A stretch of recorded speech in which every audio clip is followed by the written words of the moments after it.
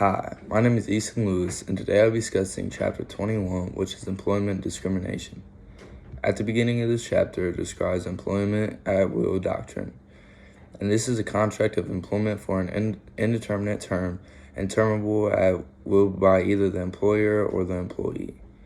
The traditional American rule is also applied to this, and this is governing employer-employee relations. Is restricted by common law and state statutory expectations, which consist of implied contract, violations of public policy, implied convenient or good faith, and fair dealing. The chapter continues with expectations for employment at will doctrine. It discusses the public policy exception, which makes it unlawful to dismiss an employee for taking certain actions in the public interest. It also discusses the implied convenient of good faith and fair dealing, and this is based on the theory that every employment contract, even an unwritten one, contains the implicit understanding that the parties will deal fairly with each other. The chapter also discusses the Civil Rights Act, and the Civil Rights Act of 1866 is all persons in the United States have the same right to make and enforceable contracts and have the full and equal benefit of the law. The Civil Rights Act of 1871 also prohibits discrimination by state and local governments. The Equal Pay Act of 1963 is also discussed in the chapter, and this is a statute that prohibits wage discrimination based on sex. Equal work is also discussed, and as equal here means substantially the same in terms and all four factors listed in the Act, which consists of skill, effort, responsibility, and work conditions. Continuing with the Equal Pay Act of 1963, the following are the legal justifications for paying unequal wages to men and women contain a bona fide seniority system, bona fide merit system, pay system based on quality and quantity of the output, and factors of other than sex. Remedies for those who violate the Act: bring a private action under Section 16B of the Act and recover back pay and the amount of differential pay to the members of the opposite sex. Ways to prove employment discrimination consist of disparate treatment and disparate impact. And disparate treatment is employer treats one employee less favorably than the other because of the employee's color, race, religion, sex, or national origin. Disparate impact is employers' facially neutral policy or practice has discriminatory effect on employees who belong to the protected class. The chapter continues with ways to improve employment discrimination, and this is with sexual harassment.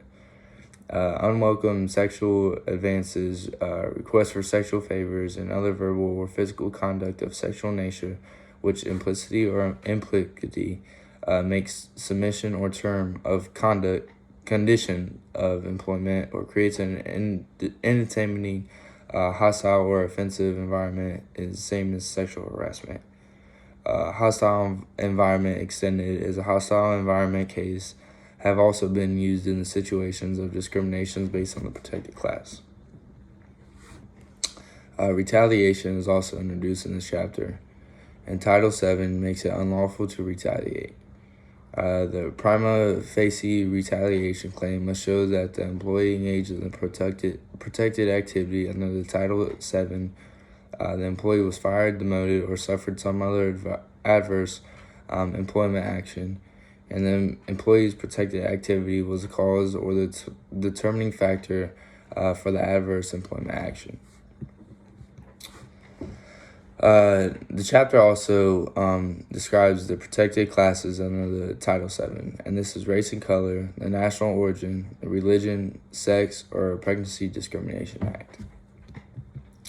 The Rehabilitation Act of 1973 prohibits discrimination in employment against otherwise qualified persons who have handicap. This applies to the federal government, employers in the contract with the federal government, employers in the private sector who do not have federal contracts. The chapter goes on with the Americans with Disability Act of 1991, also known as the ADA. And this requires employers to make responsible accommodations to the known disabilities of an otherwise qualified job applicant or employee with a disability. unless a necessary accommodation would impose an undue burden on the employer's business. Individuals covered under the ADA is described as individuals with diseases such as cancer, epilepsy, heart disease, blind or deaf people, and infected by HIV but not yet symptomatic. Intellectual disability is an individual with an intellectual functioning level below 70 through 75, an individual with severe limitations in adaptive skill areas. The disability that originated before the age of 18 too.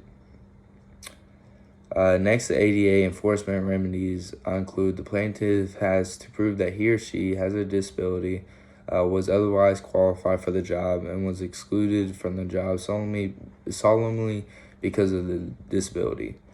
The remedies is the restrainment, back pay, and injunction. Limited compensatory and punitive damages. Employers are subjected to fines up to $100,000. And then lastly for the chapter is the affirmative action plans.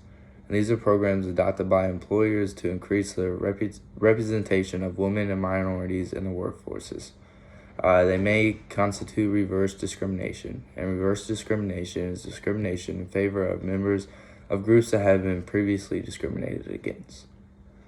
So like I said, that's all I have for this chapter. This chapter was interesting to me because it discussed employment discrimination and the different forms of discriminations employees are faced against. This is a huge issue in today's world, so learning about this was interesting and something that can be related to in today's society. Thanks.